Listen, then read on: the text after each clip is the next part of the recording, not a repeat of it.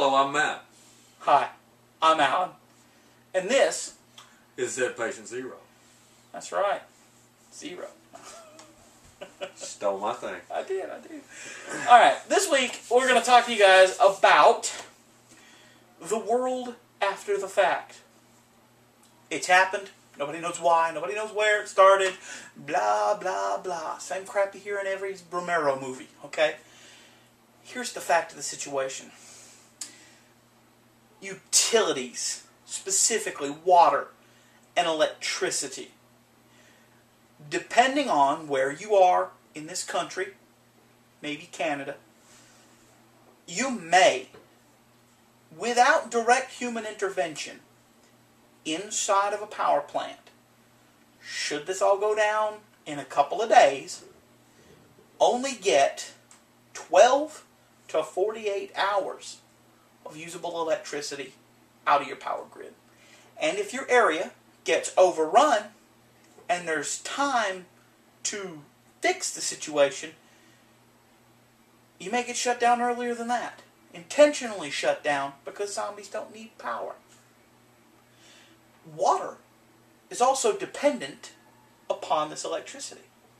The water pump stations that put water out into the world and the stations that clean the water that comes in and is put back out into your home are only going to exist as long as there's somebody at the facility to operate it and electricity to run it.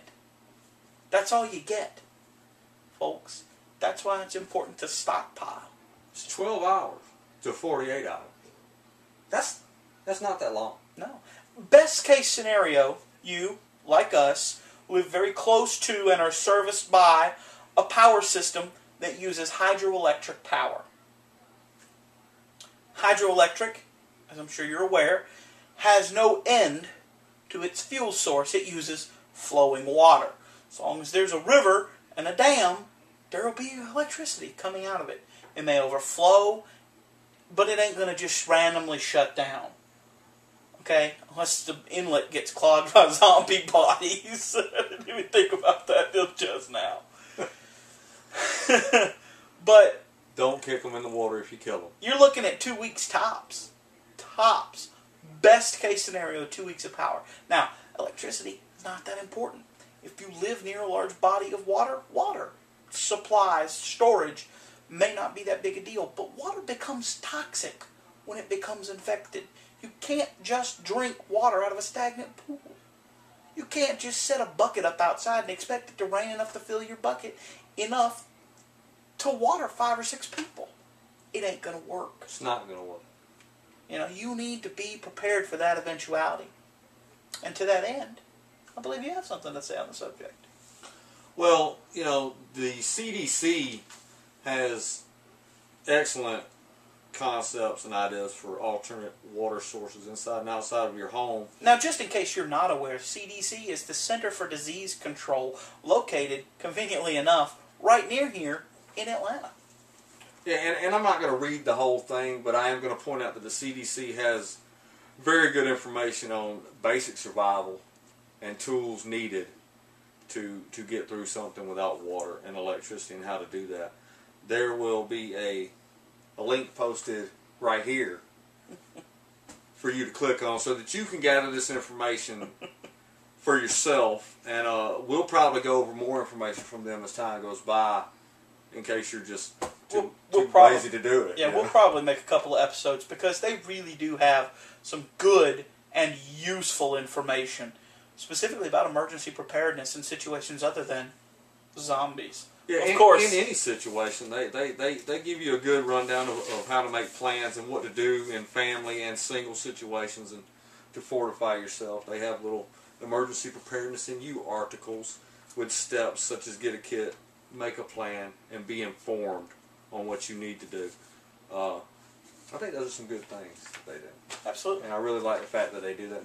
They go hand in hand with the Red Cross on this information so that you can be fully prepared and informed on what you realistically need to do in any kind of situation. Should there be flood, a natural hurricane, disaster, earthquake, stuff like that. Disease outbreak. Zombie apocalypse. There, you know, it's so funny that you keep saying zombie apocalypse because our resident researcher here, Matt, actually emailed the CDC about this stuff, and they sent him these links to this information that we're going to link to you in the box down below. But yeah, it was kind of funny.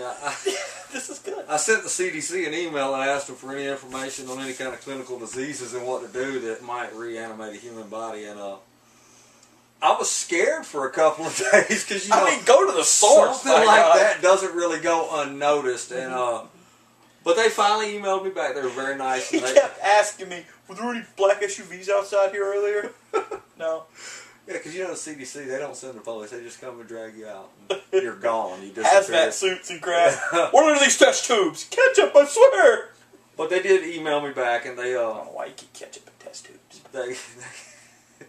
They gave me some good information on preparedness. They were very vague on the concept of zombies. They did mention, however, that they have used the word zombies, but when they do, they mean it metaphorically for other type of natural disasters. So they say. Such as floods or earthquakes, when, we hear them say floods and earthquakes all the time. So, in fact, I've never quite heard them say zombie metaphorically. Well, let's just say they're called the Center for Disease Control. Exactly. And they have to be prepared for the eventuality that it is a zombie apocalypse, on top of the fact that, Yes, as we'll discuss later, there are several diseases, bacteria, parasites, and viruses that, while they may not be, at the moment, capable of reanimating a whole human corpse, can definitely impair brain function in such a way that you lose your personality and you become enraged and will and do kill at will. Some of those scare me. Some of those really scare me. Some of them I feel more realistic than others. Well, when you get into researching this information, when you really start looking this stuff up, it doesn't assuage your fears at all. In fact, it amplifies them. It lets you know how serious it could be. Yeah. That a specific virus or nothing has yet to take over a portion of humanity and turn them into a zombie by clinical nature or by just a loss of insanity or nothing. But that it could happen. But there are isolated events. There are specific instances where people have and can lose their sense of humanity and become insane and enraged. And, I fear that, mass exposure to something like that getting out, a lot of times the CDC, as a matter of fact, is what keeps something like that at bay. They've got it all there, and they don't let it get out, and that's what they're for. Yeah. But, when you go to talking about water loss and electrical loss, and it's insane to think of what really could happen. And we'll go over some of these scenarios in more detail. You got to give us a couple weeks to do a little more research, really find out everything we can to give you guys about this. And when we come across it, we're going to share it, rest assured. We'd love to hear some input. If you guys want to leave some comments down below, give us the old thumbs up if you liked it, thumbs down if you didn't. I mean, we really want to know. We want to know how you like the format. Now, we don't have the finances at the moment to buy 2 more cameras, but trust me, if we ever do, we're going to make this look snazzy. But I think we're doing pretty good. Trying to build as we build. Yeah. So, comment, rate, subscribe, share the video. Check out the CDC. Yeah, please, really. If you even have an inkling in the back of your head that could go down and go down bad, you need to be aware of this, and they really do have a good resource for this information. If you live where I live, and you live in Tornado Alley, you need to know this information. Absolutely, absolutely. So, and if a zombie apocalypse comes, you need to know this information. For Zed Patient Zero, I've been Alan. And I've been Matt. So join us next week. We'll do this again. You cannot copy me.